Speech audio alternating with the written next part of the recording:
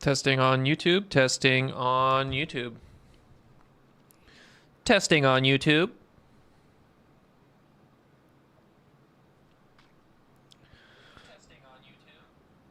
Testing on YouTube. Testing on YouTube.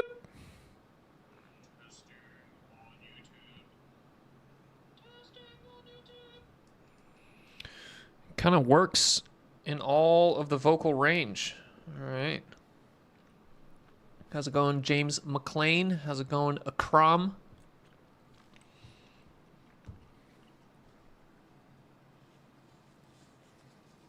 Spit out the gum. Take last sip of water. How's it going, Joseph? We got one last unit test to run here. The X unit test. How's it going, English? English, your profile pic is an American flag. That doesn't make any sense. All right. XLSTM is live. Let's test on X. Testing on X. Broadcast is not available. What's going on? All right, it seems to be working perfect. Return of the attack of the LSTM. You guys ready for this one?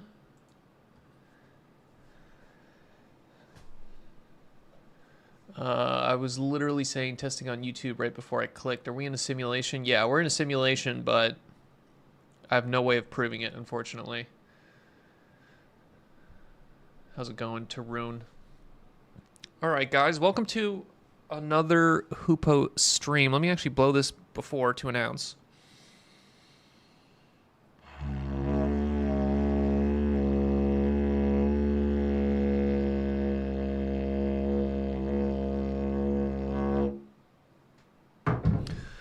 All right, everybody, welcome to another Hoopo stream. We're going to be going into the alternative architectures world today. There's a new hot alternative architecture that just dropped. This is called X-LSTM.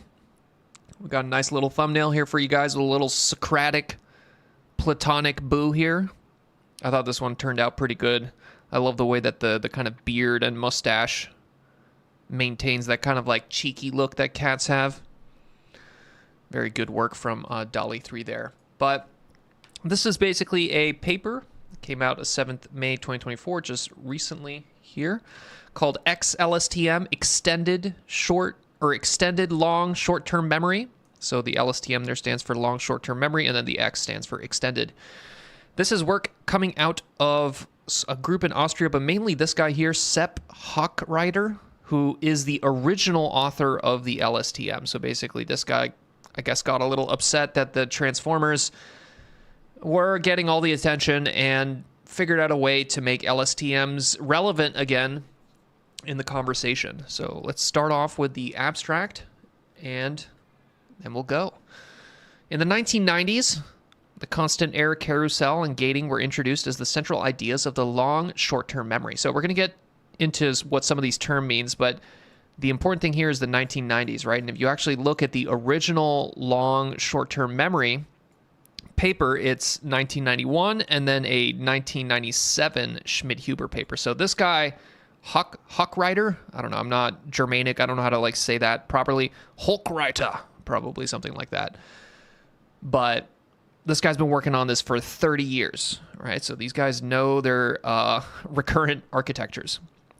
Since then, LSTMs have stood the test of time and contributed to numerous deep learning success stories. In particular, they constituted the first large language models, which is true. A lot of the original OG LLMs were LSTMs, but that's back when LLMs were kind of trash, right? So really, when we started getting hyped about LLMs, it was whenever we started to see the ChatGPT, which was a transformer, right? The GPT being a transformer. That's what the T stands for. So the LLMs that used LSTMs back in the 2010s weren't particularly great. However, the advent of transformer technology with parallelizable self-attention at its core marked the dawn of a new era, outpacing LSTMs at scale. We now raise a simple question: how far do we get in language modeling when scaling LSTMs to billions of parameters, leveraging the latest techniques from modern LLMs, but mitigating known limitations of LSTMs? Firstly, we introduce exponential gating with appropriate normalization and stabilization techniques. Secondly, we modify the LSTM memory structure, obtaining SL-LSTM and M-LSTM. So there's going to be two different variants here that they're going to give you, and I think that's also probably why they called it X-LSTM, because there's two types here. There's going to be SL-LSTM, which is scalar memory, scalar update, and then you're going to have M-LSTM, which is about parallel training. So kind of similar to like the Mambas, you know, where Mambas are also a recurrent architecture that we've talked about on this channel before, and Mambas, they're recurrent, but you can formulate them in a way that they're kind of almost more like a convnet, which means that they can be trained in parallel, right? And that ability to train things in parallel is absolutely crucial, because that's what allows you to effectively scale these things. And then once you can scale them, then you can leverage the big data, big training, big model scaling laws, and that's how you get the performance. So SL-LSTM and M-LSTM. Integrating these LSTM extensions into residual block backbones yields X-LSTM blocks that are then residually stacked into X-LSTM architectures. Exponential gating and modified memory structures boost X-LSTM capabilities to perform favorably when compared to state-of-the-art transformer and state-space models. State-space models are the Mambas, both in performance and scaling. Okay, so residually stacked, what that means is that the LSTM itself is like just one block. So the same way that you have a transformer block, you're going to have X-LSTM blocks, and then a full X-LSTM model, right? So whenever they talk about a billion parameter X-LSTM, they're not talking about one X-LSTM block. They're talking about many of them stacked like this. So you see how they're stacked one on top of the other, and then that's how you're going to get your final model. So your final model is going to be a stack of these X-LSTM blocks, and the residual there, so you see how it says residually stacked, refers to the fact that you have these residual connections or skip connections that go basically around the blocks, which is exactly what you see in a transformer as well, right? There's a residual path for the gradient of flow that doesn't actually have to necessarily go through the whole block itself. Okay. How's it going, Julien? So what is an LSTM, I guess? Let's start with that. So LSTMs come from this original 1990s paper written by the author of this paper. So this is the guy. This is the LSTM guy.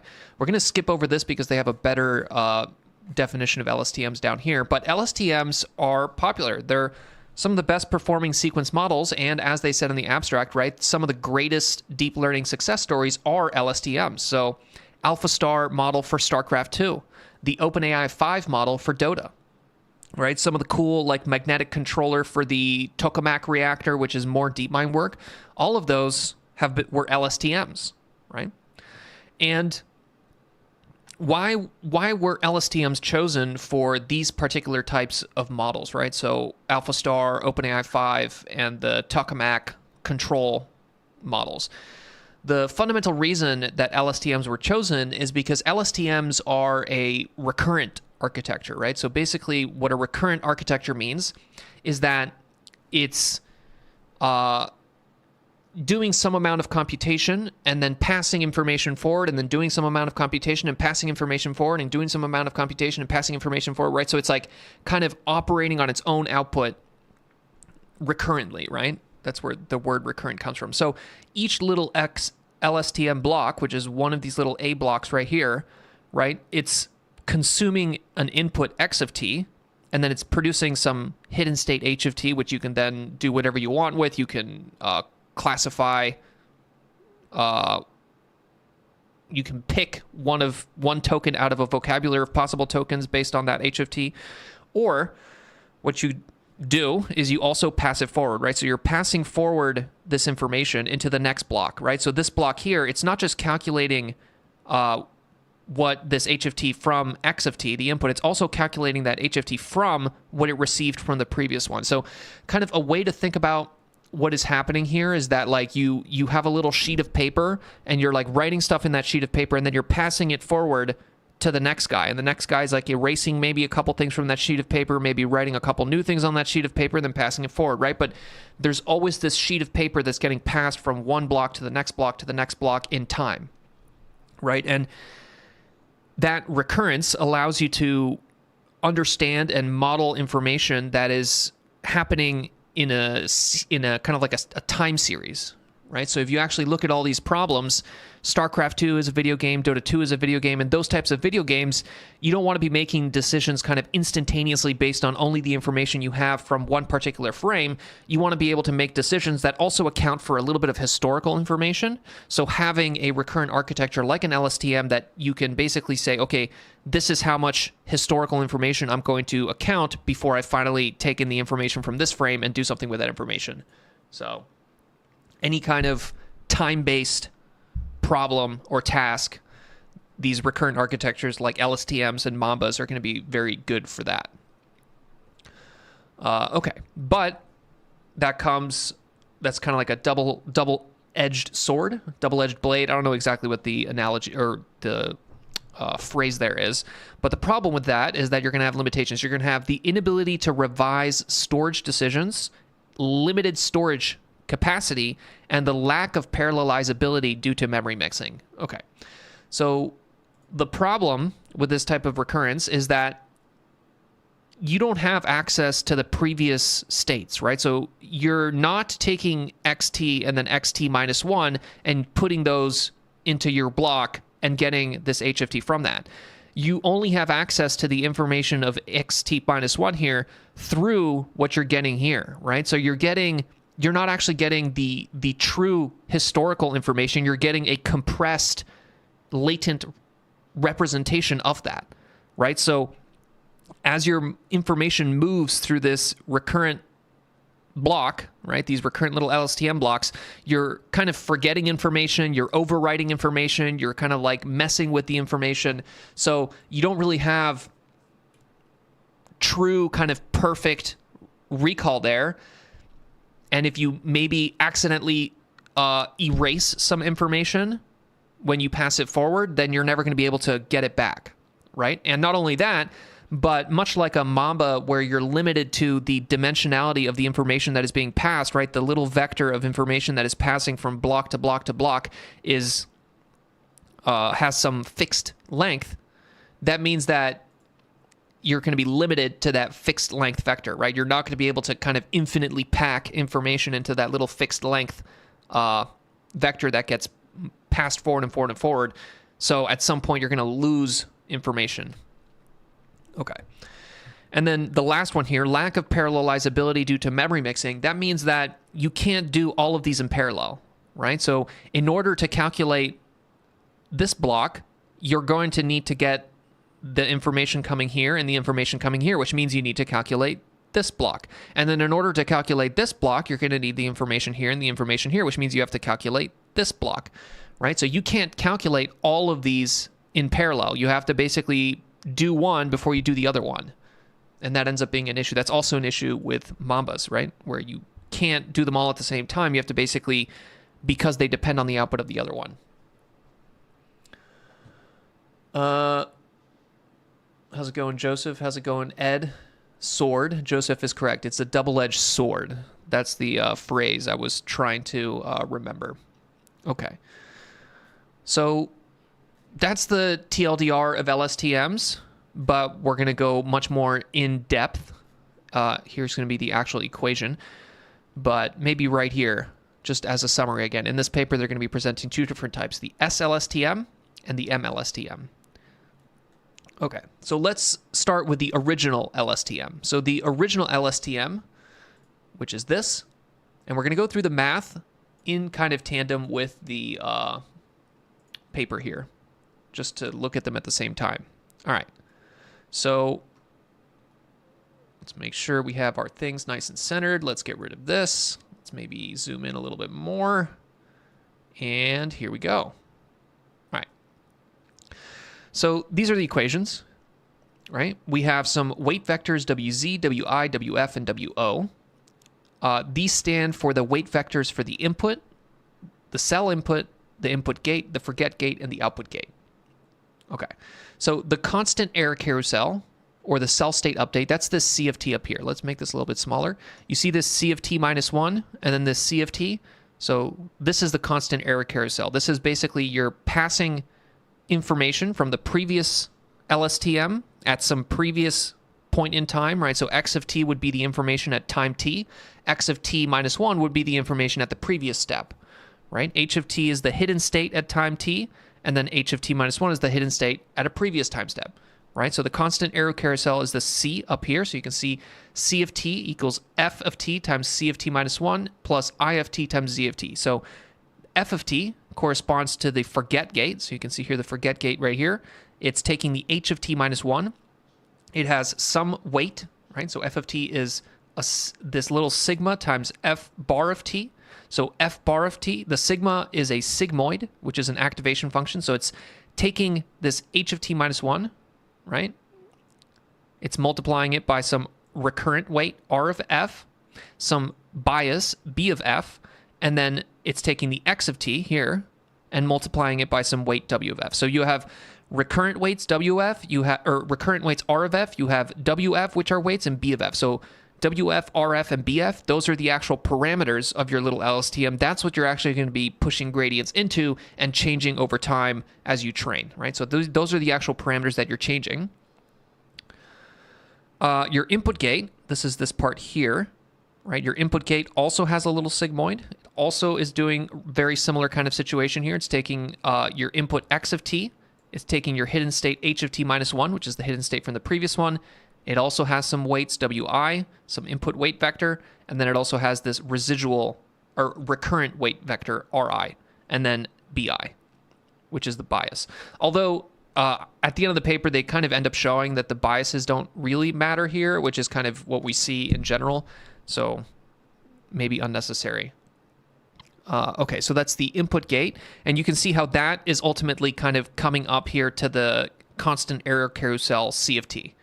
Right, so your C of t is the F of t, the forget gate, times the C of t minus 1, and then the input gate, I of t, times this Z of t here, which is what's coming out of here, right? So you see this tan H here, that's what this is, this little symbol right there.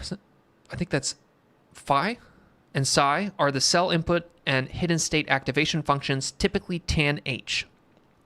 Right? So there's two types of activations function here. There's the sigmoids and the tan H's.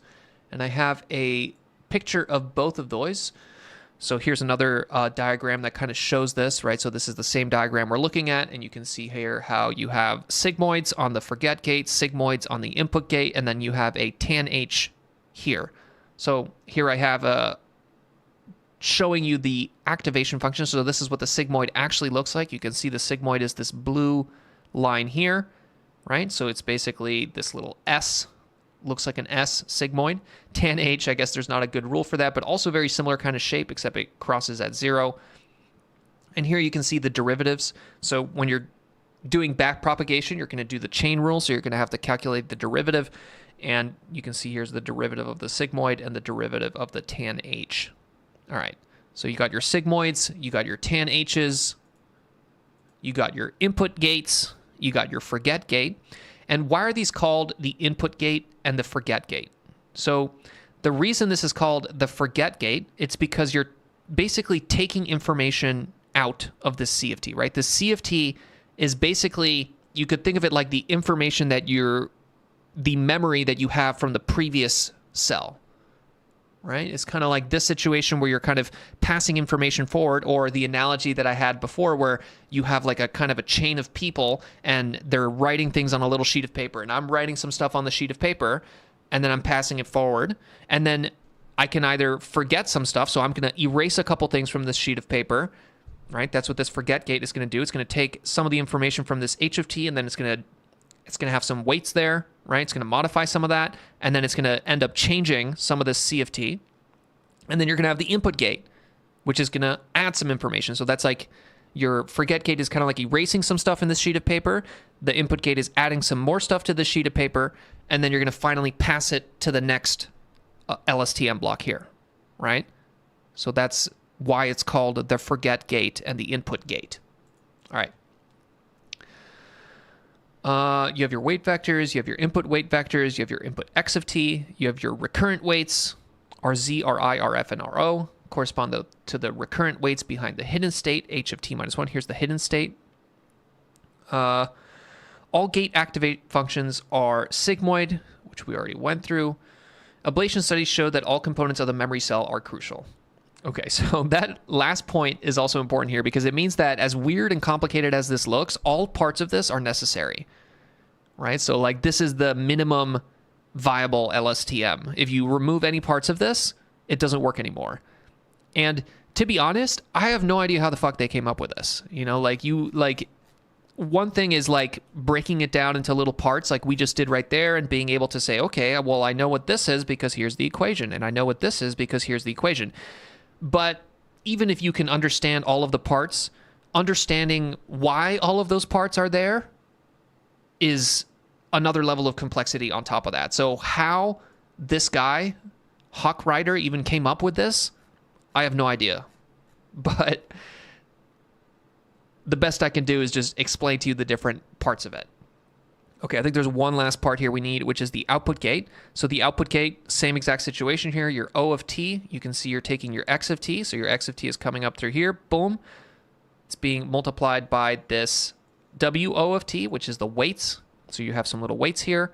Then you have your recurrent weights, which are being multiplied by this h of t minus 1, which is coming in through here. So there's your h of t minus 1 times the output recurrent weights. Then you have your bias for the output. And then you're going to take this O tilde here and then put it through a sigmoid. So then you get your sigmoid. That gives you your O of t. In this paper, it's a capital. Here it's a capital O of t. And then that capital O of t, you're multiplying it by your hidden state h of t. Here they have a tan h. I don't really see that. Okay, here it is. Boom. So O of t is equal to, or h of t is O of t times h bar. It's not bar. What is that? Tilde? Not tilde. Squiggle, h squiggle. H squiggle is psi times c of t, which is that tan h. Okay. And then that becomes your next h of t, which you're then going to feed into the next LSTM block. And there's a little bit of confusion here. What I'm saying next LSTM block, I'm talking about the fact that LSTMs are looking backwards in time. But there's also another dimension here, which is looking up like this, right? So there's a depth to the model, but then each individual LSTM block here is looking at the LSTM block from the previous time step, right? So when I say next LSTM block, there's two different ways that you could think of that. You can think of that kind of like the depth, these LSTM blocks as they are stacked on top of each other in this residually stacked model. But in this case, when we're looking at this ht minus 1, when we say next LSTM block and previous LSTM block, we're more referring to kind of like horizontally, right? So through time. Is there any logic to the sigmoid tan h relationship? So I think the tan h, here's the difference, right? If you put something into a sigmoid, right? Let's say you put in a positive value of 5, you're going to get a value of 1. If you put a negative 5, you're going to get 0. If you put in 10, you're going to get 1. If you put in negative 10, you're going to get 0, right? So you see that a sigmoid, no matter what input you put, and this is the input to the function, you're always going to get basically something between 0 and 1. And if it's very large and negative, you're going to get 0. And if it's very large and positive, you're going to get 1, right? So that's how the sigmoid behaves. It basically guarantees between 0 and 1, with large things becoming 1 and small things becoming 0. The tan h does not do that. The tan h, if you put in 10, you're going to get 1. If you put in 5, you're going to get 1, slightly less than 1. if you put in something negative, you're going to get negative, right? So tan H is basically kind of like a sigmoid, but rather than giving you something between 0 and 1, it's going to give you something between -1 and 1. So that's the difference. Oh, Wall giving us the true Austrian pronunciation. If only I could actually understand pronunciation guidelines. So you're trying to say that it's similar to the lock. So it's Hochreiter. It's more like a K sound. Hochreiter. Dude, I'm terrible. I'm so sorry, Hochreiter. Not that he would ever watch this video, but I'm sorry if he does. No K sound. Hochreiter. Hochreiter. Hochreiter. Like that. Why do I try to say it in a deep voice? I don't know. Okay. To empower LSTMs with the ability to revise storage decisions, we introduce exponential gates together with normalization and stabilization. So let's actually pull these back in here so we can look at the full thing. Just full size, you know?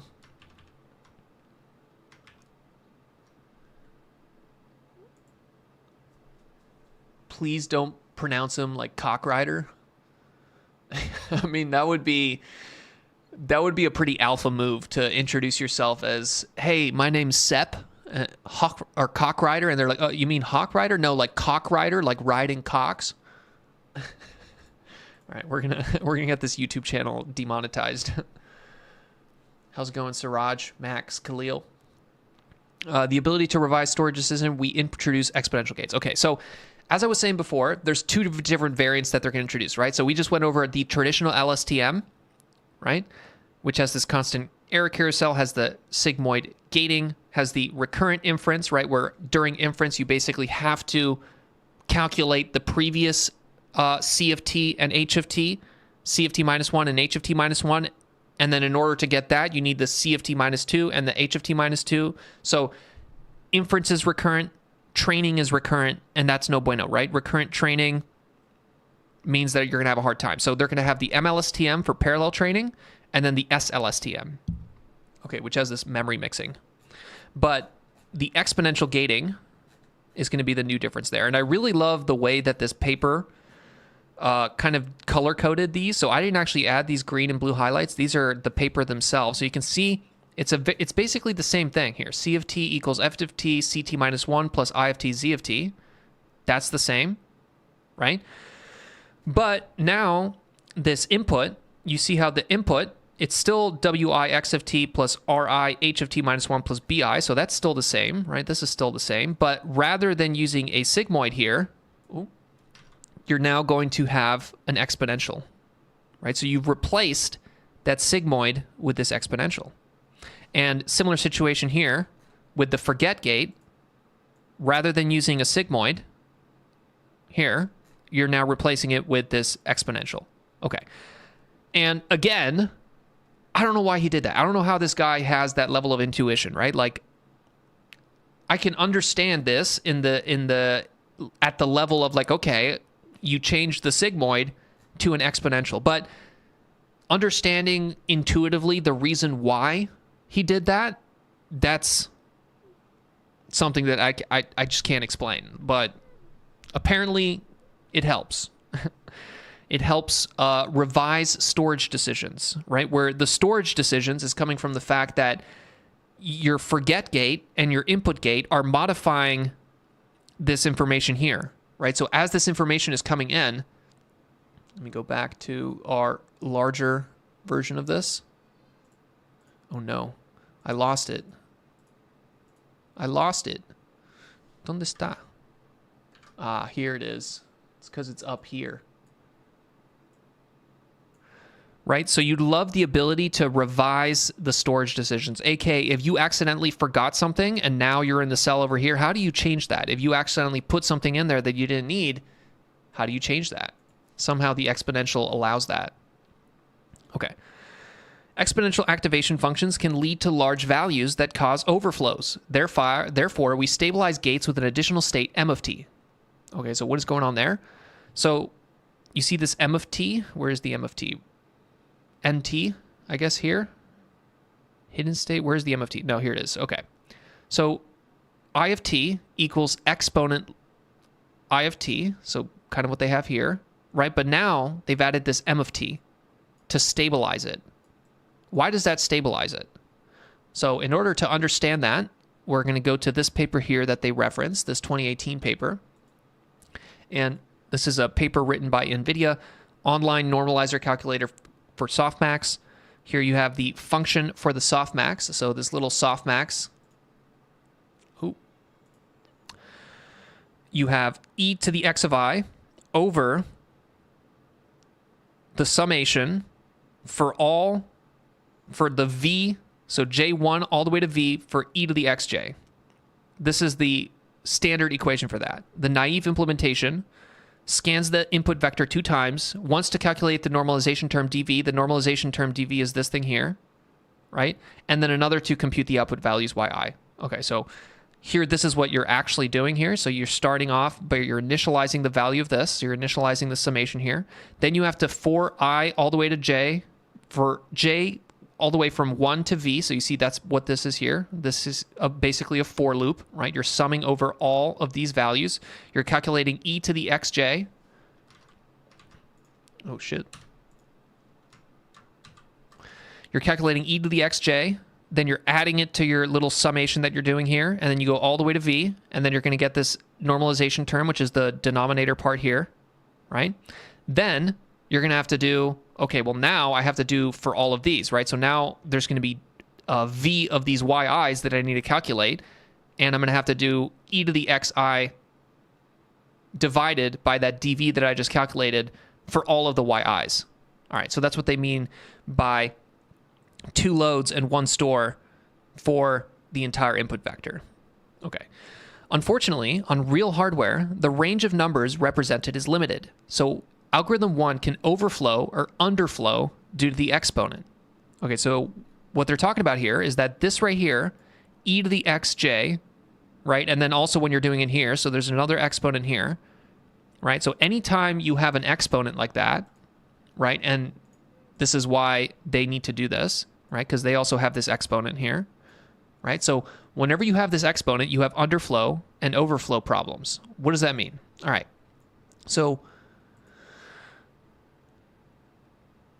any number in your computer is represented by a data type, right? So you have float 32, bfloat 16, float 16. Usually when people are training, they use this bfloat 16. This is a way of storing a number in a computer with these little bits, right? Which are either 1 or 0, right? So you're storing this number, and that number is being stored as part exponent and part fraction. So the exponent allows you to, let's say you had a number like 0.1, right? So the fraction part would be the 1, and then the exponent would be the 0 point, right? So like 0.0001, this part would stay the same, and then the exponent would change. But the problem with this is that there's a limited precision to this, right? And you can get underflow or overflow. Overflow means that your number is so big that basically your exponent is not enough to account for it. Underflow means that your number is so small, right, as in like 0.0000000001, that you can't represent it in your data type here, right? So basically, and that's also why bfloat 16 is used over float 16, because you want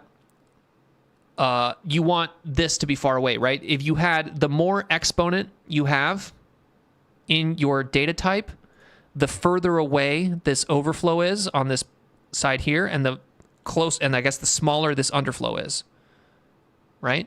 So that's actually part of the reason why we use bfloat 16 rather than float 16, because bfloat 16 has more exponents, which means that this overflow is further away. But, so fundamentally you have this potential issue here where your e to the x can explode or underflow, overflow or overflow. So in order to do that, we're now going to introduce a safe form of 1, which has this normalization kind of situation going on here, right? Where you're basically you're subtracting the maximum value of xk here. So you have to discover that. Unfortunately, this is literally going to add complexity, right? So you're doing the same thing you had before here. So these steps right here, steps 6 to 11, are effectively these steps here, right? Where you're calculating the denominator and then going through and calculating the yi. But now you also need to do this max, right? And that's going to be another little for loop right here, because you're going to have to go through your entire x of k vector and figure out what the maximum x of k is. But once you do that, you can subtract that. So xi minus max of all the x of k's. And then that right there is going to be safe because it's not going to overflow, right? You're not going to get some huge number and you're not going to get some very, very small number. So what they're doing here is effectively the same trick, right?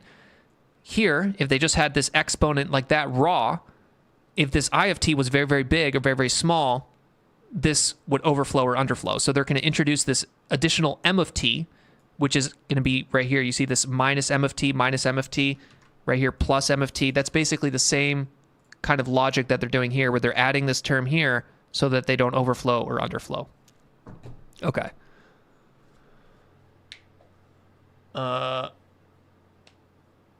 CUDA is still important. Is this the challenge with exploding gradients or different issues?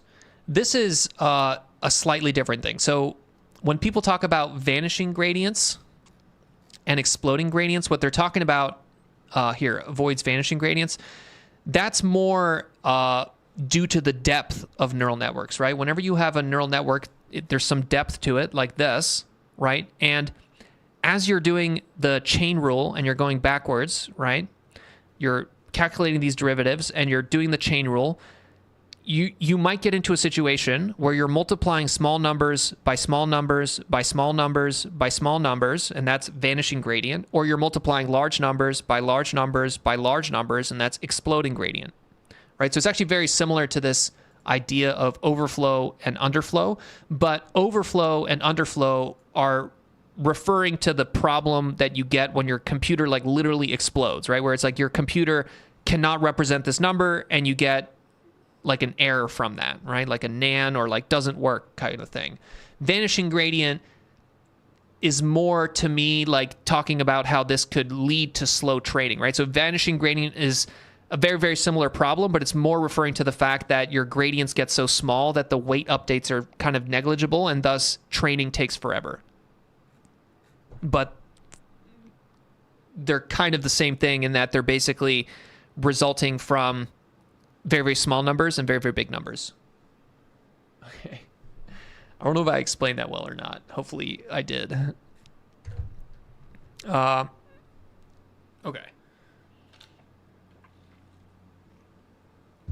Let's go deeper into this. Let's try to understand maybe what more of the differences are. And we're going to kind of keep referencing here and here. So what else is different between SL-LSTM? So all of these are pretty much the same. Output gate is still that. This is still the tan H. Now we have this N of T and M of T. M of T is just the max of log F of T plus MT minus 1. So it's using the M of T from the previous step. And then the log of I of T. Okay. And then stable input gate is just the same thing. Exponent I of T minus M of T. So that's basically the same except this M of T. And then stable forget gate is basically the same thing, but then you also have these M of T here. So I think really the only difference between the LSTM, the original LSTM, and the new SL-LSTM is that you've replaced these sigmoids with exponents. And then because you've replaced those sigmoids with exponents, you've now added this additional stabilization state that allows you to put those exponents in there. But apart from that, it seems basically kind of like a traditional LSTM. Okay. SL-LSTM can have multiple memory cells like the original LSTM. Multiple memory cells enable memory mixing via recurrent connections RZ, RI, RF, and RO from hidden state vector H to memory cell input Z. Okay, so the memory cell input is this part here, right? So this is the cell is this, the cell input is this, right? So memory mixing means that you're kind of, your recurrent information here, right? So this here, this Ri times h of t minus 1, you're basically allowing information to pass from previous LSTM blocks that are back in time into the current LSTM block via this hidden state h of t, right? So that hidden state is allowing information to flow kind of forward in time through that recurrent connection, because that h of t is recurrent in the fact that it's coming back from the previous blocks in time. Okay. SL-LSTM can have multiple heads with memory mixing within each head, but not across heads. Okay, so we're going to have to go down to here. So they do have a diagram for this. This might be a little bit confusing here, but this is the diagram for the SL-LSTM, and then this is the diagram for the M-LSTM. So here in the SL-LSTM, should we go into this? I think we should wait a little second to go into this, but here's the heads, right? So you have this NH equals 4. These are heads. Number of heads equals 4. And those heads have a block diagonal structure. So you see this, the little blocks there? You see how some of these are shaded in and some of these are white?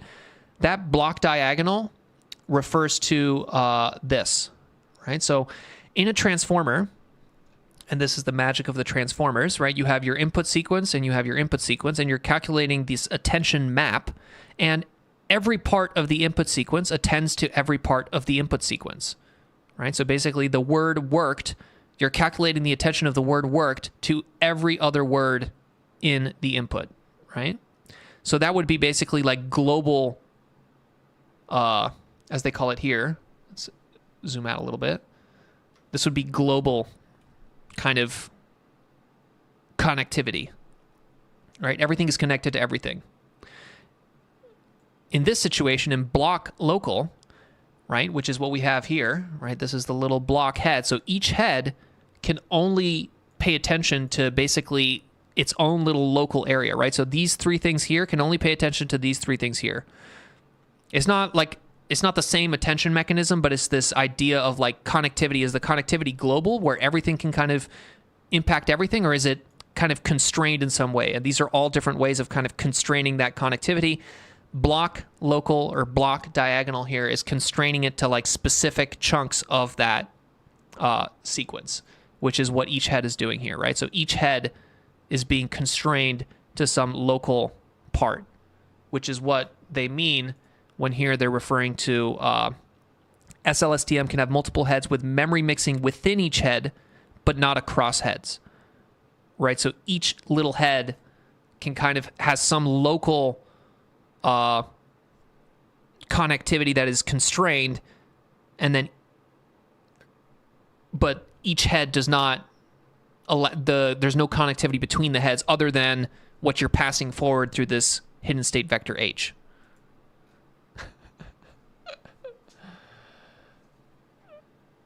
Do you use Obsidian or any note-taking app? I use Notion, but I have heard about Obsidian, and it's actually on my to-do list to try Obsidian, especially since Karpathy recommended it heavily. But I personally just use Notion. Okay. All right, so that's the LSTM, SL-LSTM, which is effectively just kind of the LSTM, but with this exponents. And now we're going to go into the more cool and complicated M-LSTM, which I think is really the one that is more interesting because it has the parallel training, right? So the LSTM is basically just the same shit as the LSTM, except you have this exponential gating. M-LSTM still also has the exponential gating, but now it has this parallel training. And how is it going to do that? All right.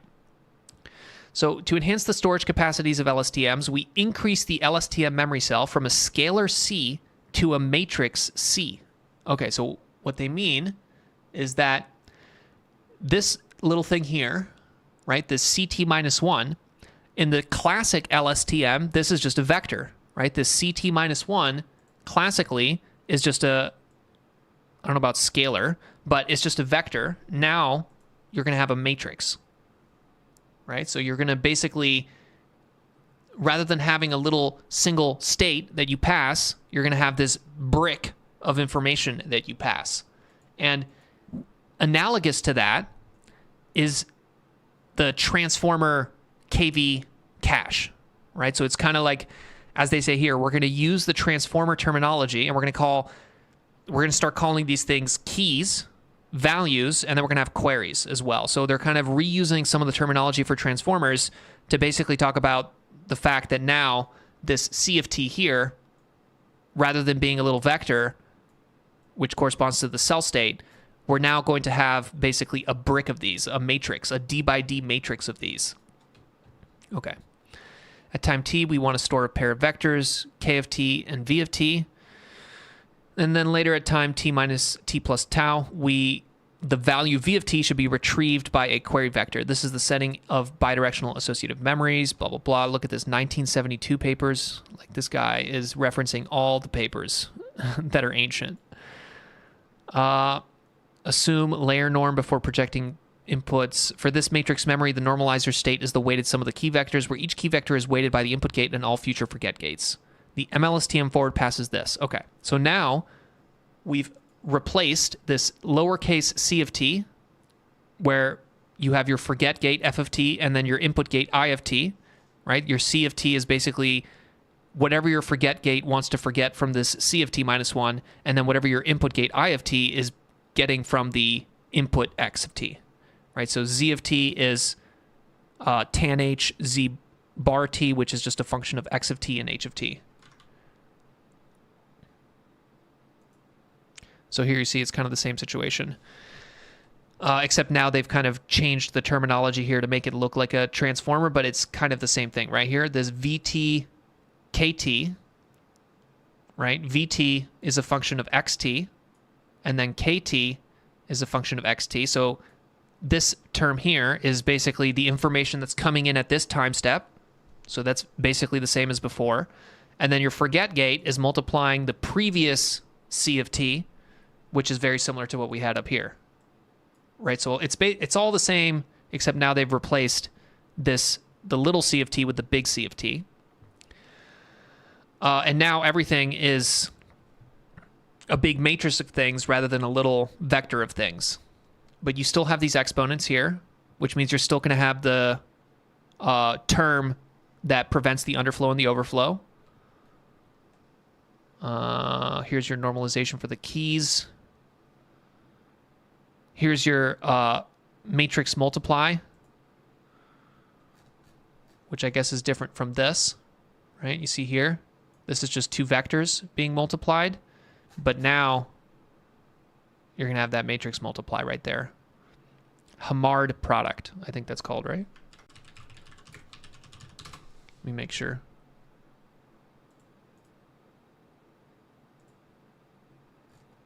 Yeah, like that. Element-wise multiplication. For M-LSTM, multiple heads and multiple cells are equivalent as there is no memory mixing. Since the M-LSTM has no memory mixing, this recurrence can be formulated in a parallel version. And this is the key part here, right? Where if you have this memory mixing, you need to depend on previous outputs, which means that you have to calculate these things one after another. But if you no longer have this memory mixing, it means you no longer need to depend on the previous outputs, which means that you can do them all at the same time, right? And that's kind of the magic of how the transformer works. The reason you can parallelize a transformer is because you can calculate these things independently, right? You can calculate all of the values, all of the attention scores for the word to and the word worked separately from the attention score for the word worked and the word firm, right? Like, you can calculate all of these little squares kind of in parallel, versus in an LSTM, the traditional LSTM, you kind of need to wait for the output of the previous one to calculate the current one.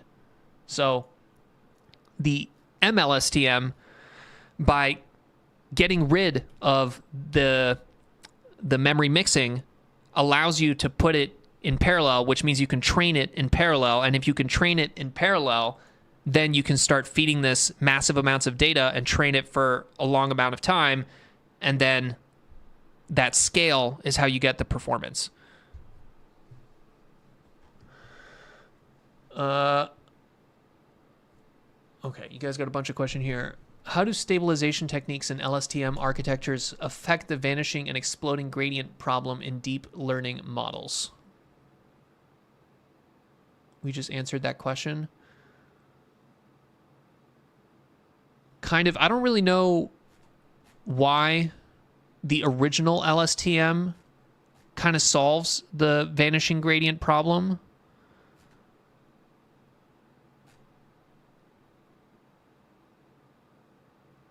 I think it's because of that constant error carousel, this like thing right here. But like mechanistically, it's like kind of hard to like give you a good answer why. How does the introduction, question from Blizzard, how does the introduction of a stabilizer state in the modified LSTM influence the behavior of the network during long sequence learning tasks? That's a very complicated question. I don't even know if I could answer that intuitively or theoretically. How come this M-LSTM have no memory mixing?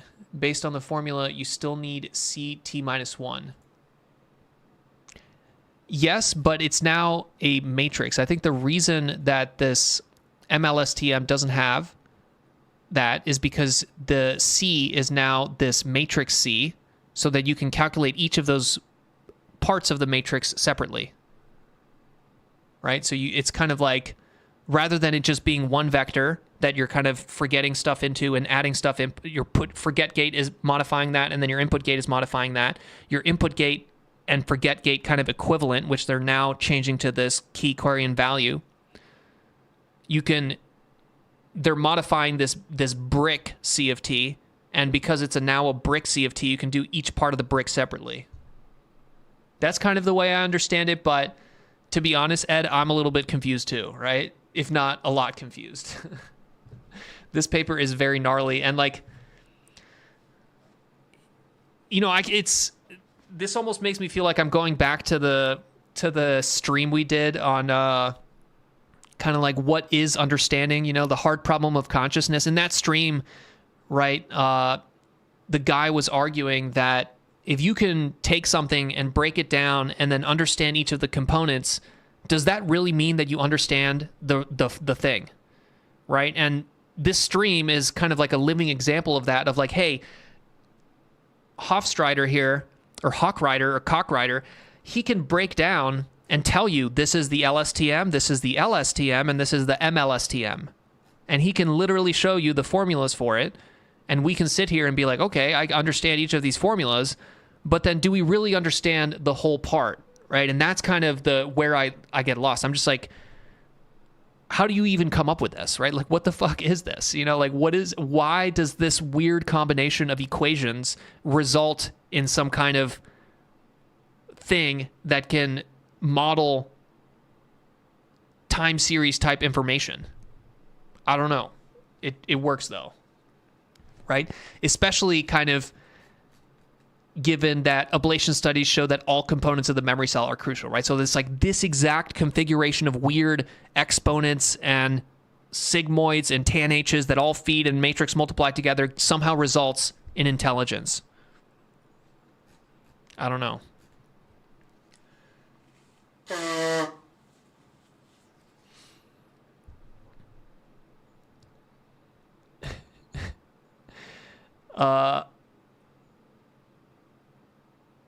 Let's see what else. What are the potential advantages of xLSTM over transformers? More memory efficient or faster?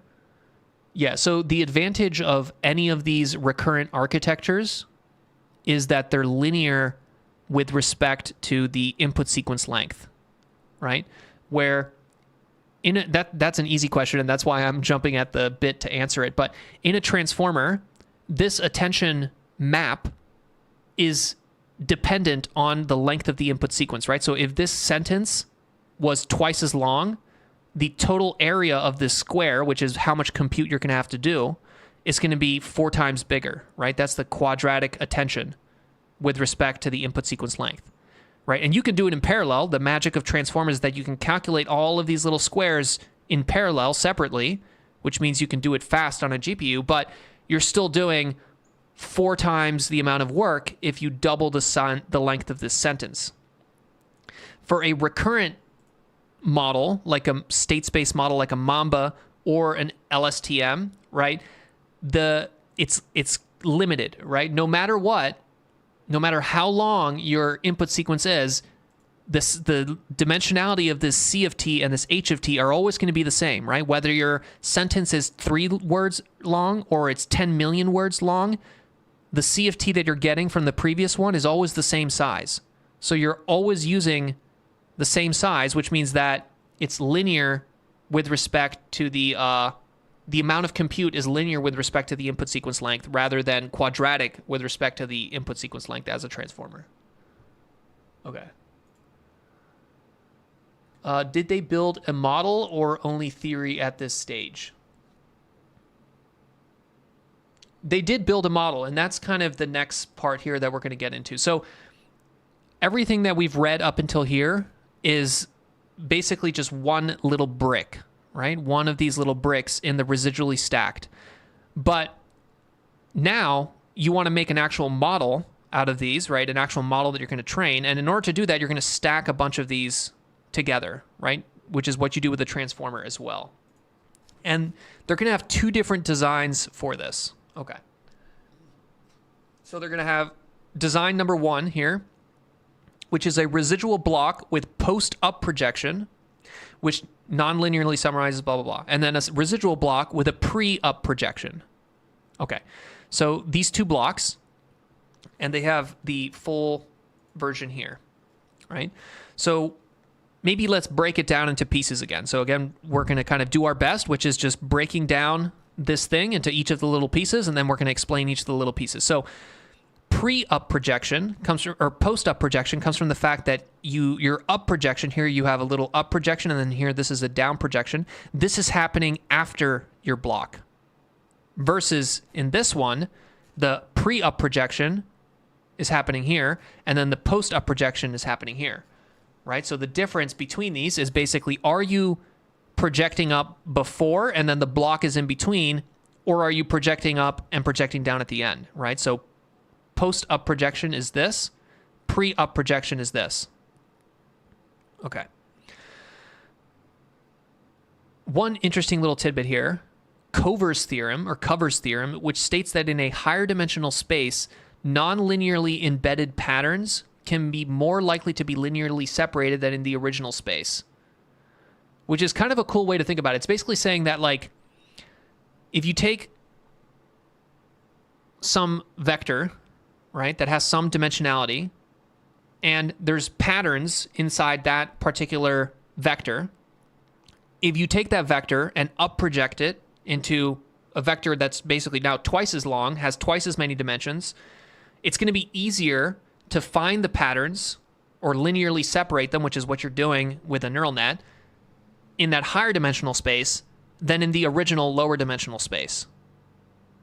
So if that's the case, then this pre-up projection is probably a better situation, right? Because then you're linearly mapping to a higher dimensional space. So now you're taking your input, you're making it a higher dimensional input, then doing your LSTM block, and then going back down to the original dimension. Okay. So these 2 different designs here, your SL-LSTM and then your M-LSTM are also going to correspond to the 2 different things. So this post-up projection is going to be mainly used for the SL-LSTM, and this pre-up projection is going to be mostly used for the M-LSTM. Okay. So let's go back down to the things and explain each of the little pieces here. Okay. Schematic representation of an SL-LSTM block in this post-up projection format. Embedded in a pre-layer norm residual structure. Okay, so here's your layer norm, LN. Layer norm is normalizing everything that's in that layer, right? Which there's other types of normalization. You have group normalization, blah, blah, blah. Pre-layer norm is also standard in transformers. You basically normalize your shit before you feed it into your block. The residual structure refers to this residual connection here, right? So you have this little residual connection that's skipping everything, right? So you have your layer norm residual structure. The input is optionally passed through a causal convolution So you see you have two different paths here. You have a causal convolution with a swish activation function. A causal convolution is this. So a standard convolution has this kind of local receptive field, right? So you're basically convolving. This thing is paying attention to the three things below it. This thing here is paying attention to the three things below it, and so on. Causal convolution is more kind of when you have this time series data, right? And you're going kind of backwards in time. So you see that this is paying attention to the previous three things, and then this thing is paying attention to the previous previous six things, and so on. And then dilated causal convolution means that you're kind of skipping. So you see here how in this one you're paying attention to the last three, causal convolution with kernel size 3. In this one, you have a dilated causal convolution with kernel size 2, but the dilation there means that you're basically skipping one, right? So if you had a dilated causal convolution with kernel size 3 and a dilation rate of 2, you would have boom, skip one, boom, skip one, boom. All right. So that's this causal convolution here with a window size 4. So it's looking at the 4. Includes a switch activation function for the input and the forget gates right here. Boom. So that's what's going into this input and forget gate, right? So back here, the input gate, which is this one, and then the forget gate here. Input gate, here you see this little I, and then the forget gate. And then for all input, forget, and output gates, the cell update Z is fed through a block diagonal linear layer with 4 diagonal blocks or head. Okay, so you're taking your input and you're doing this block diagonal, right, which we looked at here, right, which is basically limiting the connectivity to some local area, right? So here's a block diagonal with 4 blocks, which is exactly what they're doing here. Block diagonal with 4 blocks because they have 4 heads, one block per head. These diagonal blocks coincide with the recurrent gate pre-activations from the last hidden state, which corresponds to an LSTM with 4 heads depicted in the circular arrows. Okay, so here's your 4 heads, block diagonal, input, forget, Z, O. Z is the C, O is the output, F is the forget, I is the input. That's your LSTM block, SL-LSTM block. The resulting hidden state goes through a group norm layer. Okay, so you basically had the layer norm here, and now you have a layer norm afterwards too, except here it's a group norm. But a group norm, because you're doing it for each head, is effectively the same thing as a headwise layer norm. Okay, so this GN is really just the same as this LN, just that you're doing it for 4 heads. Okay, and then finally, you get to the up projection, down projection. The output is up projected and down projected using a gated MLP with a GALU activation function. Okay, so here's your GALU activation function. Up projection, GALU, down projection. And why are you doing that up projection, GALU, down projection? Because of this Covers theorem, which states that in a higher dimensional space, so you up project into that higher dimensional space, these patterns can be more likely to be linearly separated, so you're separating it with that activation function of the GALU. Okay. Do you guys understand that? I don't know. I don't feel like that necessarily helps me understand the why question. I understand the how, but I don't understand the why. You know, I'd love to learn more if you guys have that type of knowledge. Yeah, no.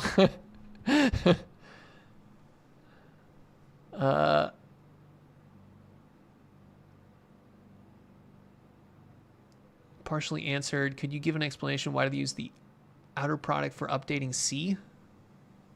I don't know. I think they're first trying to conform kernel so that they can be trained in parallel. In LSTM, the training change is being scaled in training. You guys are just talking about Sam Altman here.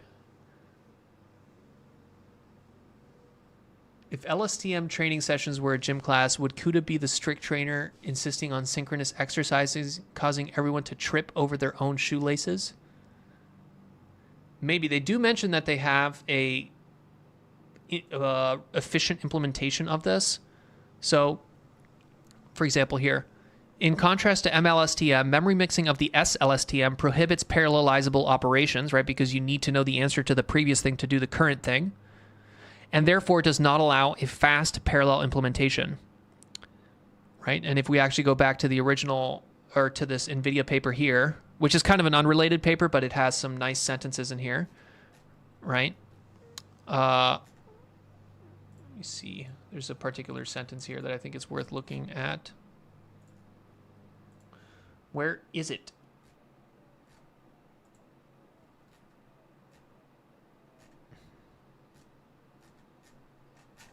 Jesus. Modern computing devices allow running multiple threads concurrently. We need to have a parallel version of the algorithm to fully utilize devices. Okay. We developed a fast CUDA kernel for the SL-LSTM, which is the non-parallelizable memory mixing version. CUDA kernels, which is currently about 1.5 times slower than our parallel M-LSTM implementation. The CUDA kernels for M-LSTM are not optimized, which kind of goes to, like, I've mentioned this before, but like there's a disconnect here. Like the type of people like these guys here that can understand the theory well enough to design this type of shit don't know how to program CUDA kernels. So you have like this separation between the people who actually understand the theory well enough to come up with these architectures and the people who know how to write CUDA kernels. Right? And sure, I'm sure you could find an example of someone who's like very strong at theory and also knows how to write CUDA kernels, right? But I think those people are extremely rare and borderline like don't actually exist, right? Because in every single one of these papers, it's either like a very theory strong paper and they like know the math well enough to like be able to design this shit, which like, you know, like I barely even understand it, let alone know it well enough to design new original versions of this and replace little tiny components, right? Like, oh, this sigmoid here, we need to replace it with an exponent here, right? Like, how do you even think of that? But they don't even know how to write the CUDA kernel. So like, they're like, hey, okay, well, technically this one should be faster, but we don't actually know how to write that. So therefore, the current implementation is about 4 times slower than flash attention or the scan used in Mamba. So I think some of you were asking questions about like, is this going to replace transformers? Is this going to replace Mamba models? And the thing is that the actual theory part of it doesn't really matter. It's like you can come up with all these theoretical justifications as to why this is slightly a better learning algorithm and has maybe this inductive bias that is better or this inductive bias that is worse and blah, blah, blah. But if you can't write a CUDA kernel that's faster than flash attention, then flash attention is going to win. If the people who wrote a specific type of Mamba paper were able to write a very fast CUDA kernel for it, that's the one that people are going to use. Faster CUDA kernels could be obtained, but we don't know how to do that because that's not our expertise, so we're not going to do that. Since the matrix memory is independent of the sequence length, increasing the sequence length might overload the memory for context sizes. Okay.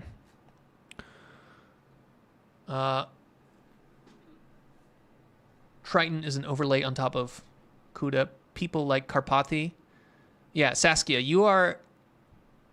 Karpathy might be one of the few people that actually understands both of them at a high level. But even then, I would probably say that he's probably not at the same level as both of those, right? I would say Karpathy is probably not as good as theory as this guy, right? This Sepp Hawkwriter guy, this guy's been looking at theory stuff since like the 90s. You know, so this guy has an understanding of theory that is definitely beyond Karpathy. And then if you want to talk CUDA kernels, right? Like someone like, I'm blanking on his name. The Doom guy. What the fuck is his name? Doom VR guy. Carmack. This guy. Right? Someone like this, John Carmack, doesn't know shit about the theory, right? Like he's going to be completely lost in this type of paper, like just as lost as we are, but he's going to be able to write a CUDA kernel, right? So Karpathy is like somewhere in between those type of guys, right? Like he's not as good at theory as Sepp, but probably not as good at writing CUDA kernels as these guys. So everyone is, it's almost like literally impossible to be extremely good at both of them, because the human brain is just limited, right? At the end of the day, like, we're all just little monkeys, dude. Like, we're all just apes. Like, your brain is very small. You can't be good at everything. So you have to either be a generalist, in which case you're kind of mediocre at both things, or you're a specialist, which means you're really good at one thing and kind of shit at another, or really good at the other thing and shit at the original. So I don't know. This paper reads like intellectual masturbation.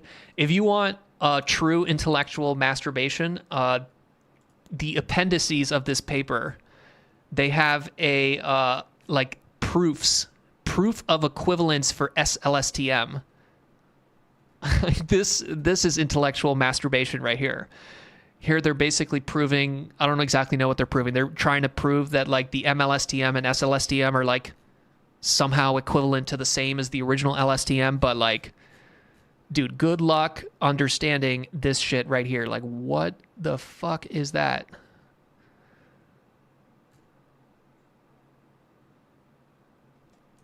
The matrices RZ, RI, RF are block diagonal, which is analogous to multiple heads in the M-LSTM.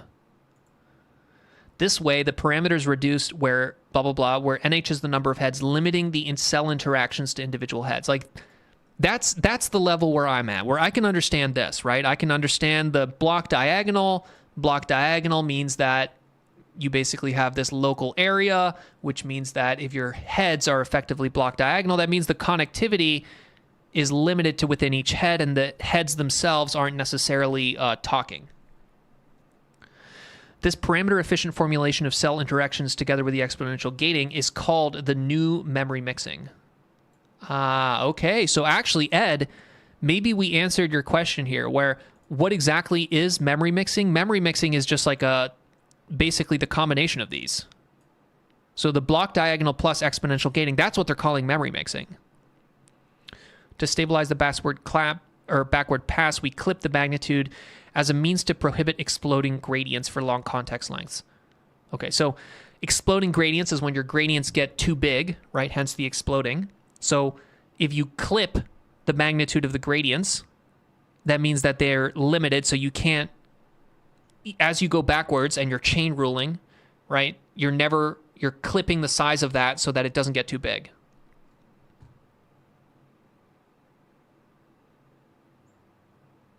Okay.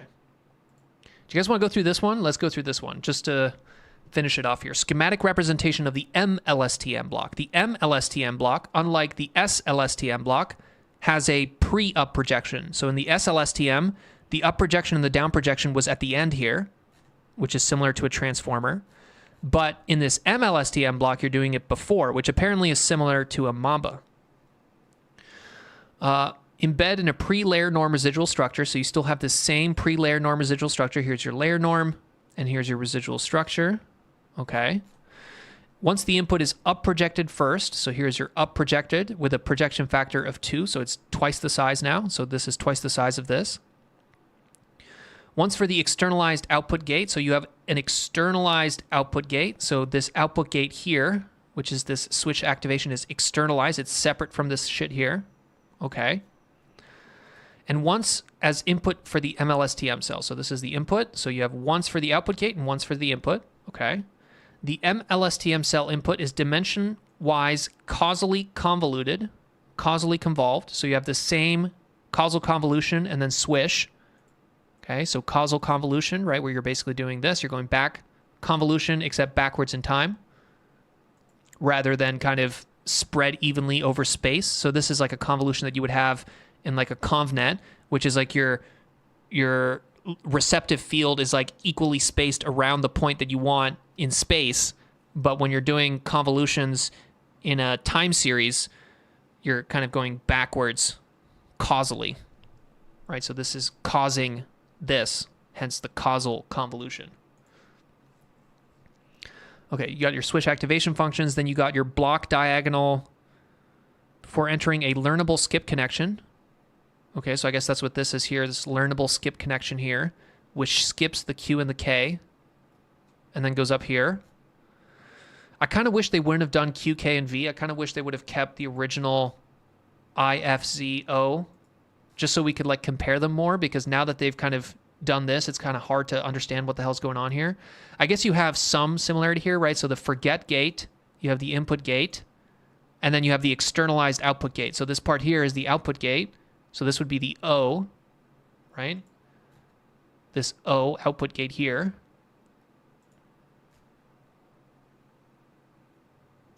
Oh shit, that's probably why. Okay, so Ed, I'm answering your question yet again. Why is this one not parallelizable, but this one is?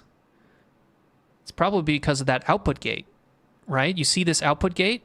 This one is outside versus this one is here, right? So this output gate, let's see if the equations agree with that.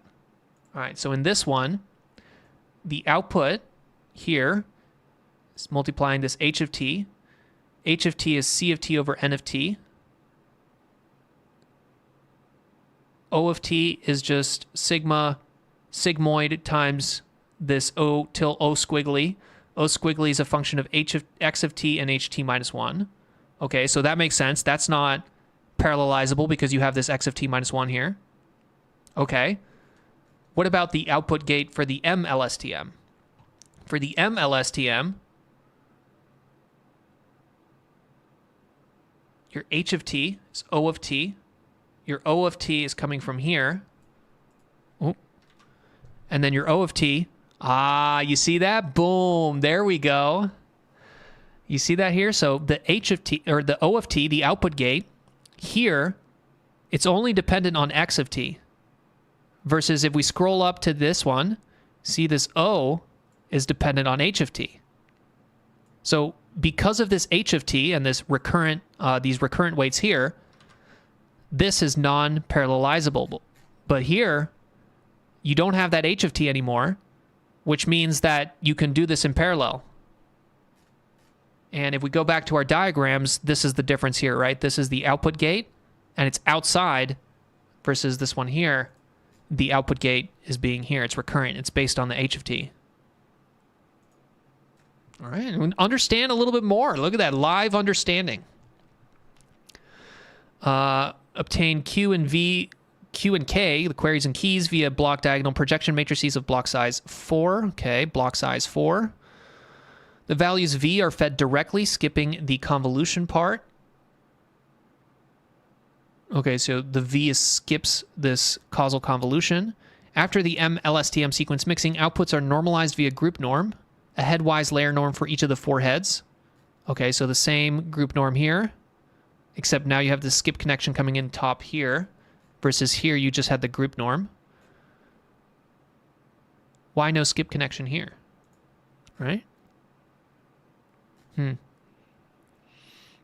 Finally, the learnable skip input is added, and the result gate, component-wise, with the external output gate, the output is down projected. Okay, so then you combine your output gate with what's coming out of here, and then you down project it, and that's it. That's the M-LSTM. So I don't know. I understand a little bit more, but I still feel like I'm missing like the why. You know, I still don't really understand at a deep level like what the fuck a lot of the purpose of these things is, and like how they even came up with this. Right? This is almost alien to me. How do they even think of that? Okay. Residual block, blah blah blah. Okay, yeah, so there's something interesting here, right? Which I think is worth talking about. So an X-LSTM architecture is constructed by residually stacking building blocks. We rely on the most commonly used pre-layer norm. And then later on in the paper, they also mention here, xLSTM A to B for the ratio A to B of M-LSTM based versus SL-LSTM based xLSTM blocks. For example, xLSTM 7:1 means that out of 8 blocks, 7 are M-LSTM and 1 is an SL-LSTM. Okay, so they're mixing these, right? And actually, if we go back to this here, they show you that. So you see how this is like a darker gray and this is like a lighter gray?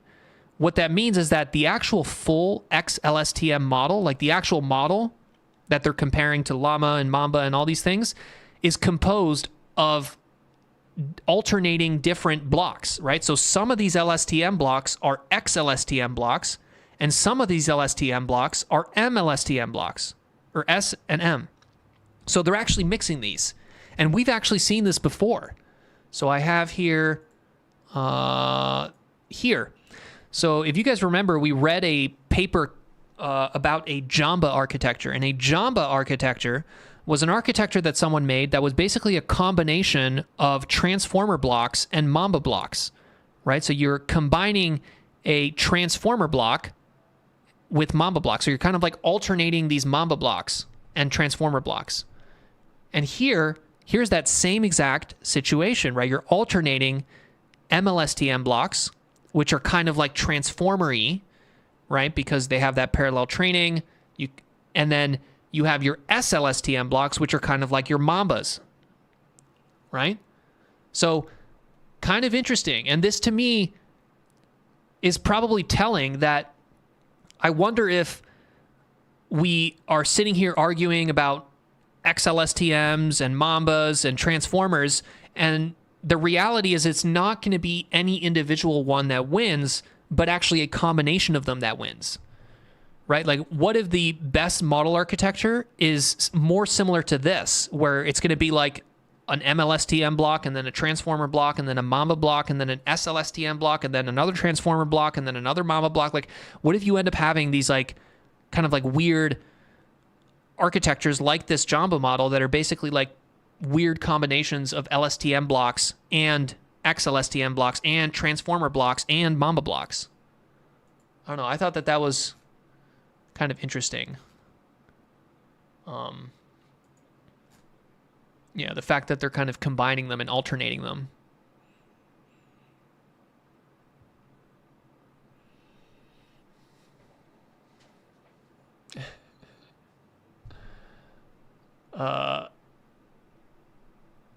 Eliza paper reads,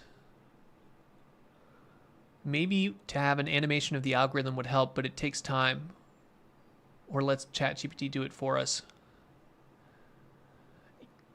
Yeah, I think this is already like, just to answer your question, Saskia, I feel like it's already like beyond the complexity of individual humans. Like, this stuff is getting so complicated that in the future it's just going to be the AIs. We're like the last generation of humans that even attempt to understand this, because the generations after us, they're going to be too busy in like VR utopia to give a shit about model architectures, you know? So I don't know. You're the last humans that are ever going to have to try to understand why an SL-LSTM block followed by an M-LSTM block followed by a transformer block is somehow the best way to do learning, right? And it's not entirely like, I didn't see any explanation as to why that works, right? So I didn't see an explanation in the Jamba paper, and there's no explanation in this paper either, which means that if the top theory guy, this Sepp Hochreiter guy, if this guy doesn't know why like alternating these blocks is better than just using all of the same block, I think we don't really know either, right? Okay. We're getting a little bit lost. We were here, blah, blah, blah. xLSTMs have linear computation and constant memory complexity with respect to the sequence length because that hidden state is basically always the same size. The memory of the M-LSTM does not require parameters, but is computationally expensive, though it's a D by D matrix memory. Nevertheless, the computations can be done in parallel on GPUs because that output gate does not depend on the hidden state. As we saw, it's outside of the block, externalized. The SL-LSTM is not parallelizable due to memory mixing. However, we developed a fast CUDA implementation with the GPU memory optimizations. Okay. Here they're talking about state space models, blah, blah, blah. All right, experiments. So we spent an hour and a half on the theory. I don't feel like we necessarily understand it, but we got to get to this experiment section, so let's get into it. So they're going to be comparing to other architectures by mainly looking at the perplexity on Slim Pajama. So Slim Pajama is 15 billion tokens, which is at this point kind of small, right? I think for Llama 3, when we were looking at that, it's like 15 trillion tokens. So this is not like big. This is not indicative of like actual like real world performance, right? It's not, we're talking like, if you look at the table here, the biggest model that they train is 1.3 billion parameters, which is pretty tiny. And they're training on Slim Pajama, which is also 50 billion tokens, which is also kind of tiny. So pretty small data set, pretty small model, which is better than the Kolmogorov-Arnold network paper, right? The CAN paper, they train on these like little toy problems, so that's almost meaningless. At least this one is a little bit more meaningful, but it's still not necessarily like smoking gun evidence that LSTMs are better than transformers and Mambas. Also, because they compare against Llama 1. So whenever they talk about the Llama, the paper that they reference is the first paper. It's the Llama 1 paper, which makes me think that they use Llama 1, not Llama 2, and certainly not Llama 3. So, yeah, let me confirm that for you guys. Blah, blah, blah. Transformers. Where's Llama? Llama, here you go. Llama 2023 Touvront paper here. This is the Llama 1 paper. So, like, I don't know. Is that a fair comparison? Is training a 1 billion parameter Llama on Slim Pajama, is that, like, really the best that Transformers can do? Not really, right? So they're kind of comparing to, like, equivalently sized, but, like, kind of older Transformer. And same thing for the Mamba. The Mamba that they're using is not like the latest, greatest Mamba. It's like some older Mamba. Okay. But what do they get with the results? Let's actually look at those first. xLSTM performs favorably for stronger models. I think this is the table we want right here. This one. All right, so different model sizes. So we have a very, very tiny one, and we have a less tiny one, 1.3 billion. You have xLSTM, and then RWKV, which is kind of like a Mamba, similar kind of idea, recurrent kind of hybrid situation going on, and then a Llama, right, is doing pretty good. So the bold numbers here is the best score, right? So on some of these in perplexity, you want lower number, and then accuracy, you want a higher number. That's what these arrows mean, right? So the bold tells you who did the best, and it kind of seems like the LSTMs are doing pretty good, right? You look at this. These are all pretty good, right? It's not like blowing these out of the water here. So 162 perplexity versus 163 perplexity.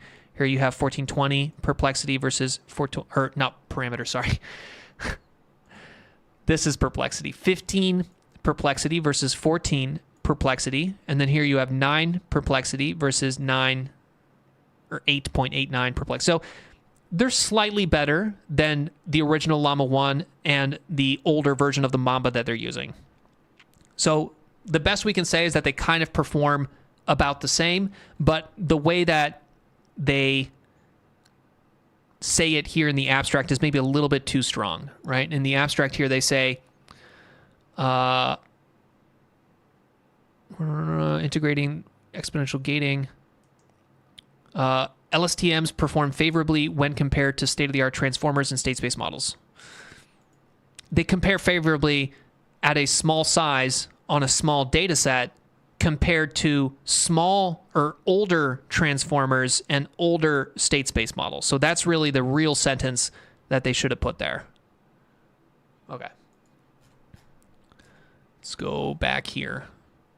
Test of xLSTM's memory capacities on associative recall tasks. Okay, so this is kind of like similar to the needle in the haystack kind of situation where you're trying to see, can it recall things in the context. Transformers, e.g. Llama, have a memory that is exponential in the coding dimension. They constitute the gold standard in this task. So what they're saying is that you see this blue line, the Llama, it has perfect kind of recall in its context length of 2048 because it literally is basically storing all of it, right? But these state space models, why did I just like accidentally, where'd I end up? Here we go. State space models like the Mamba or RWKV or xLSTM, right? These kind of recurrent models, they're linear complexity with respect to the input sequence length, but the curse of that is that they have to try to fit all this information in this little hidden state, and that hidden state is limited, which means that sometimes you're going to be putting shit in, and in order to put shit in, you're kind of forgetting some of the previous stuff, right? So because of that, all the Mambas, RWKV, and LSTMs, they don't have perfect accuracy compared to the llama, right? So they're basically saying the llama, which is the transformer, has this quadratic complexity, has perfect accuracy. Mamba, RWKV, LSTM do not, especially small versions of these. So here, the y-axis is the accuracy, and then the x-axis is the model size. So here, the model size, you can see the bigger ones can, but the smaller ones are quite forgetful at this associative recall task.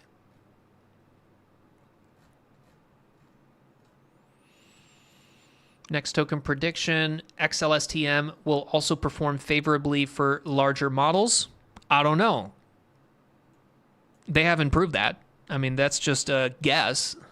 You know, we don't actually know what happens when you make a 70 billion parameter XLSTM. Does it actually work? Because they didn't do that experiment.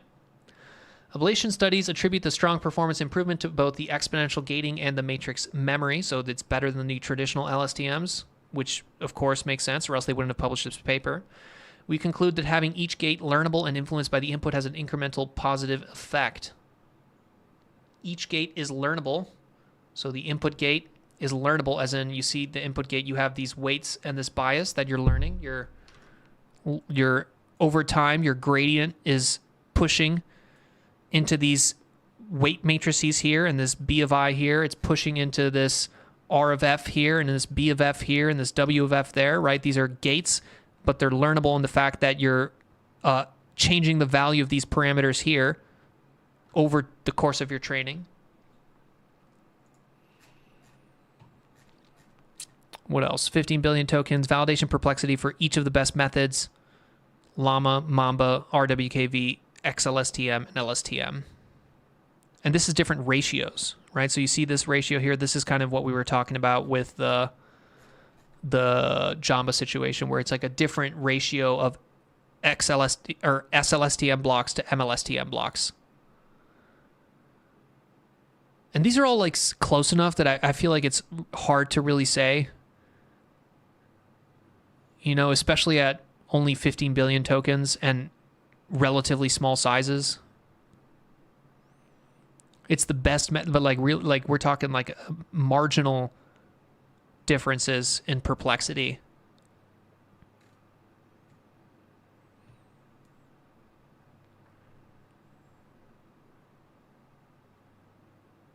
Ablation studies. Adding exponential gating, adding matrix memory. Yeah, so I mean that drastically improves. No gates, forget gate with bias, forget gate plus bias. These don't really seem to me that different.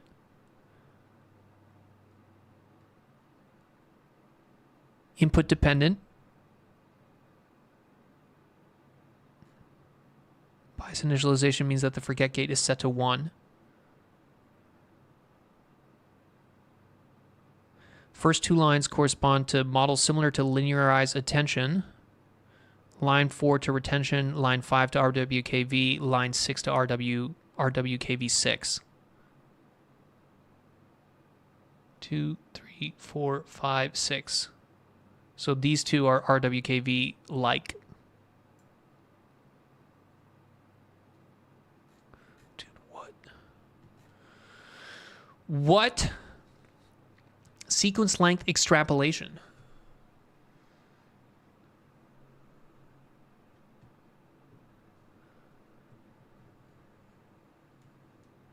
My friend told me that you want uniformity of software and hardware to avoid problems. It's a subnity. I don't know what subnity means.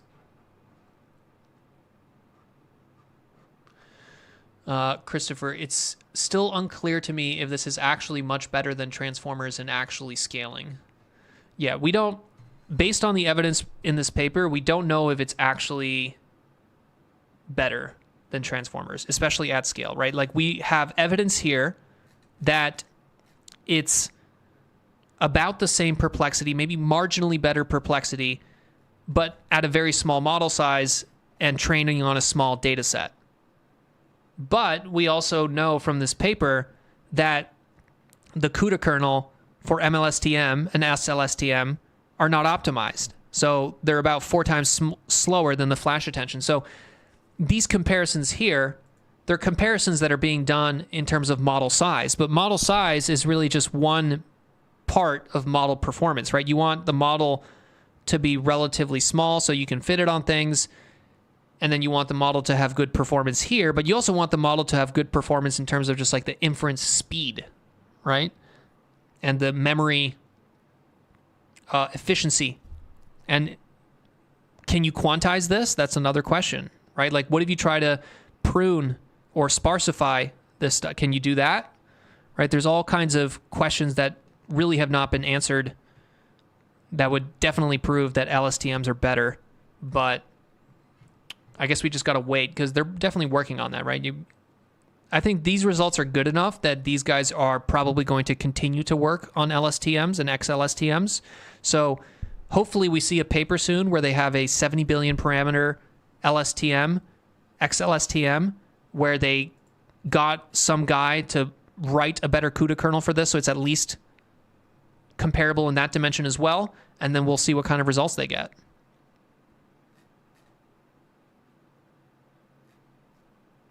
XLSTM yields the best performance.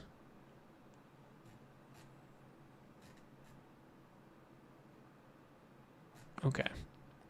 The scaling laws indicate that larger XLSTM models would be in serious competitors to curious LLM or current LLMs that are built with the transformer technology. XLSTM has the potential to considerably impact other deep learning fields like reinforcement learning, time series prediction, and modeling of physical systems.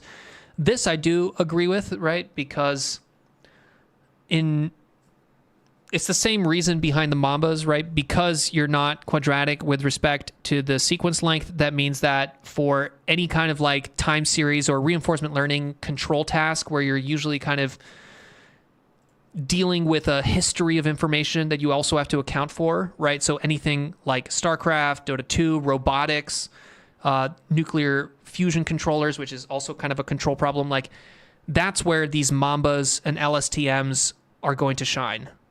But for like just general, like what is the best possible architecture, like I still feel like the transformers are there, especially because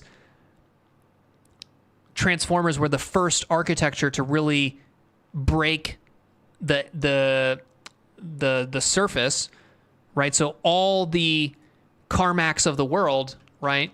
Like the type of people that figured out flash attention, right? They figured out flash attention for transformers because transformers were the model architecture behind GPTs.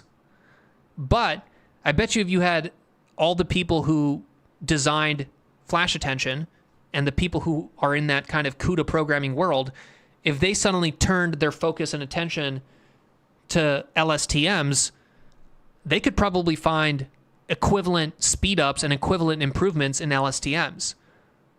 So it's kind of like the model architecture that is in that number one spot, which is the transformer. Part of the reason it stays in that number one spot is because you have a whole like decentralized community of people who write CUDA kernels and are very good at programming, who are just working on how to improve that one specific architecture, right? So a lot of these model architecture wars have almost more to do with like social kind of effects rather than necessarily like the specific theory and technical details of the architectures themselves.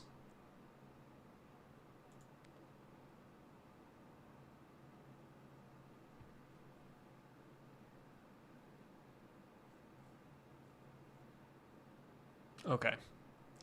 IDK, guys, my brain is fried. I think I'm going to end it there. If you guys have any questions, you can ask them, but again, I might not even be able to answer your questions. If not, we'll do a little quick summary and then we'll go back.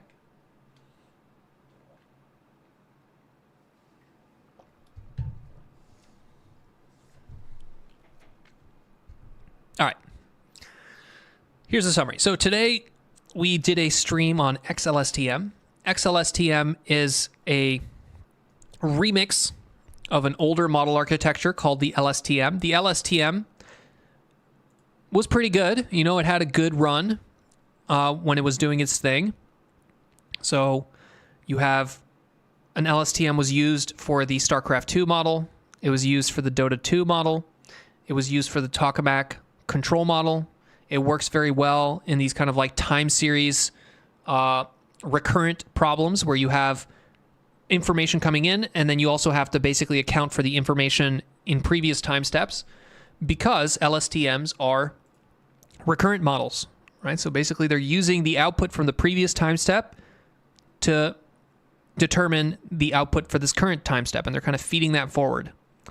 The problem with that, and the problem with all state space models and RNNs and LSTMs, is that they're going to kind of lose information, right? Like as they're passing this stuff forward, let's go to the actual here. No.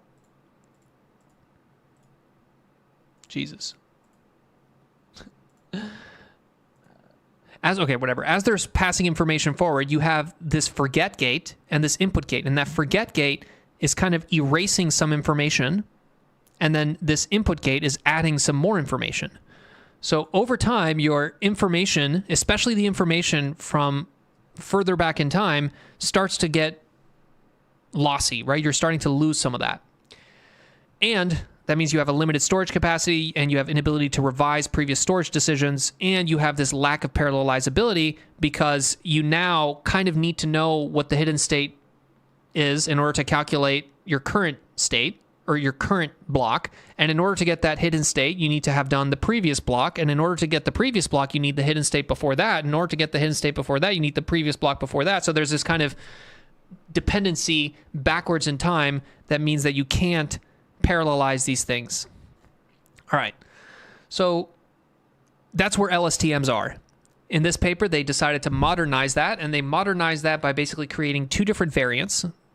One they call the one is the SL-LSTM, and then another one is the M-LSTM.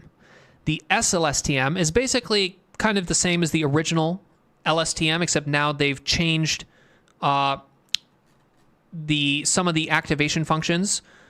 Specifically for the input and the forget gate, they've changed them into exponents, right? Because they now have exponential activation functions as opposed to these sigmoid activation functions, they have to have this stabilizer situation.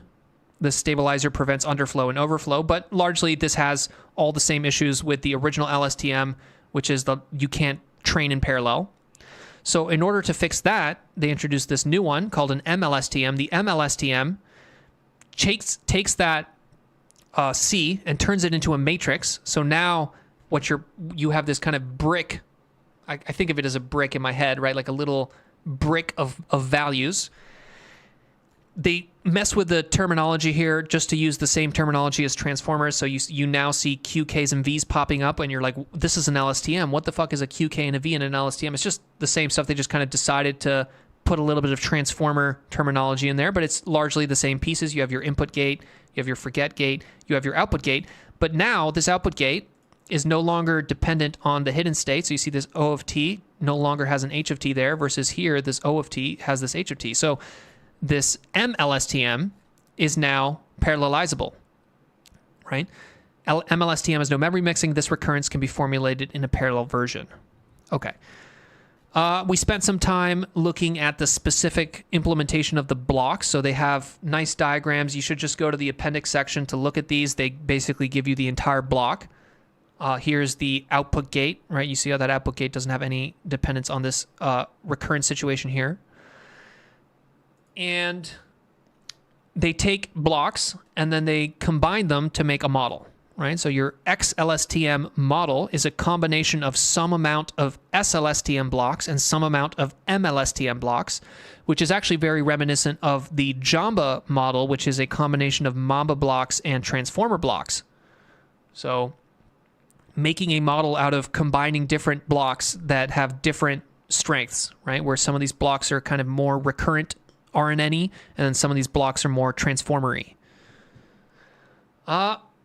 And then they evaluate this new architecture by training it on 15 billion tokens of Slim Pajama and comparing it to a transformer, specifically Llama 1, and then a Mamba, which is also a slightly older version. And it performs kind of good, you know, so perplexity, lower is better. Bigger versions of LSTMs are better than smaller versions of LSTMs, which is you want to see that.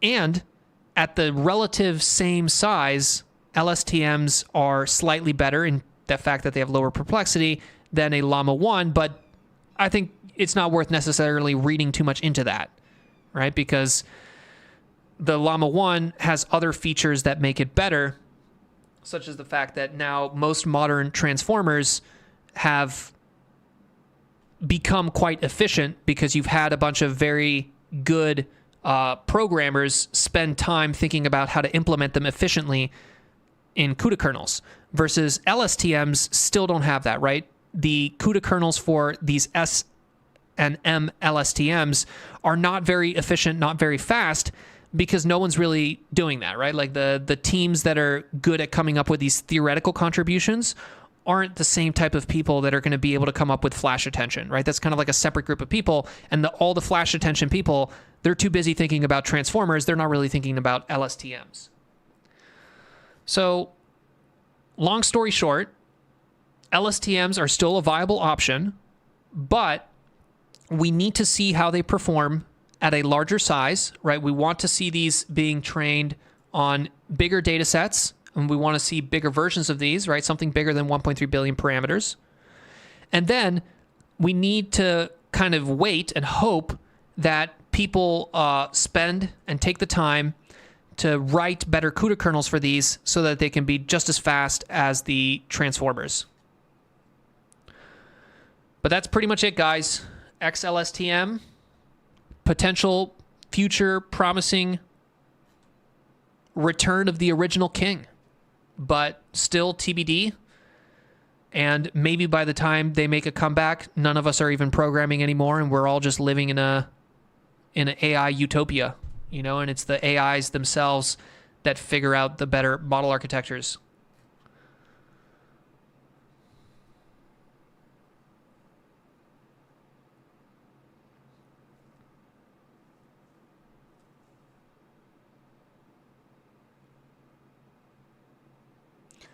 Could you give an explanation as to why they use the outer product for updating C? So you're saying here, why do they use the outer product? I think it's so it's parallelizable, right? If you were to use like a full matrix multiply, then all of the H of T and all of the O of T, you would need all of those to get the final H of T. But the fact that you use this, right, which is this, right, it means that you can do these separately. You can do 2 times 3 and 0 times 7 separately from 1 times 4 and negative 2 times 5. You see that? So you can do each of these multiplies in parallel if you really wanted to, versus if this was like a true matrix multiply where you were doing like this times this and this times this and this times this and this times this, then you wouldn't be able to do that in parallel. I don't know. That's my shitty guess. I don't actually think that's the real reason, so take that with a grain of salt. Why AMD engineers can crack open an NVIDIA GPU and copy that goodness? I'm sure they do that. I'm sure there's people at AMD who basically buy the latest NVIDIA GPUs and then like dissect them and then try to figure out what each of the different pieces are and reverse engineer it. And I'm sure people at NVIDIA do the same thing, where people, anytime anybody releases a new something, like AMD releases some new GPU. I'm sure people at NVIDIA buy it and then take it apart and see what's inside of it. So I'm sure there's kind of like back and forth stuff like that.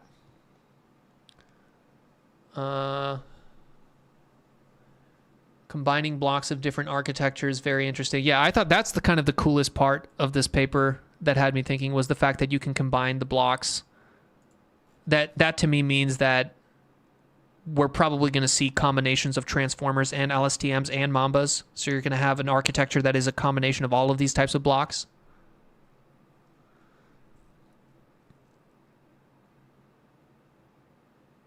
One of the authors of the paper has been commenting on the X-LSTM Hacker News post. If you have questions, thanks for telling us that. That's a good thing, especially for that question. For example, that question that Max Moser that you were talking about, the why they use the outer product for updating C. That's definitely a type of question that you want to ask one of these authors. Doesn't it look like the difference decreases as the models get bigger? This is a question from something something. So something something is saying that the bigger models have a slightly, they're all kind of around the same perplexity compared to the smaller models. Yeah, there's definitely something there, but I don't know. These are just all small. Like at the end of the day, 2.7 billion is still pretty small, and the difference between 11 and 12 perplexity is like kind of small too. So I don't know. I wouldn't read too much into it.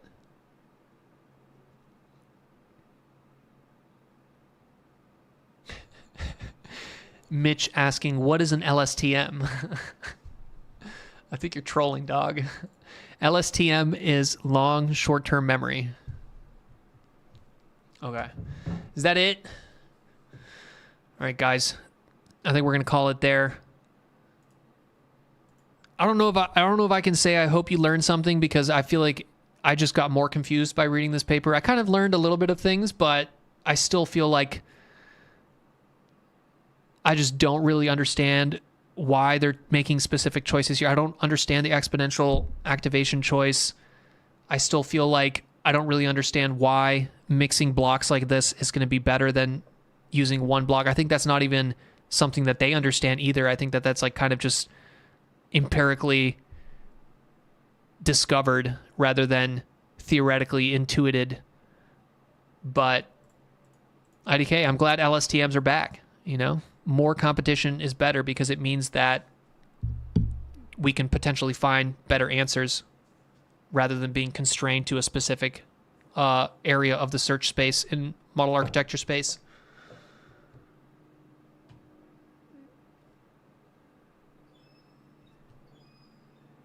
Okay, that's all, guys. Thanks for hanging out.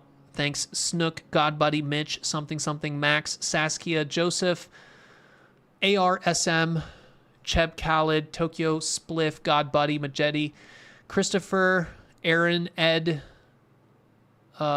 Japanese name I can't pronounce, Videsh, Rene, Pratyush, Khalil, Joseph, Blizzard, BYTB, Moises, Julien, Wall, Caesar, Tarun, English, James, 2ARX, and Akram. Hope you guys have fun. Have a great rest of your weekend. And tomorrow we're going to be looking at something that's a little bit easier to understand. We're going to be looking at some reinforcement learning with vision as the input, a continuation to the OP3 DeepMind soccer paper, where they have these little adorable humanoid robots that are playing soccer. So if you're tired of the math, come join us tomorrow for the cool robotics. But all right, see you guys later. Have fun.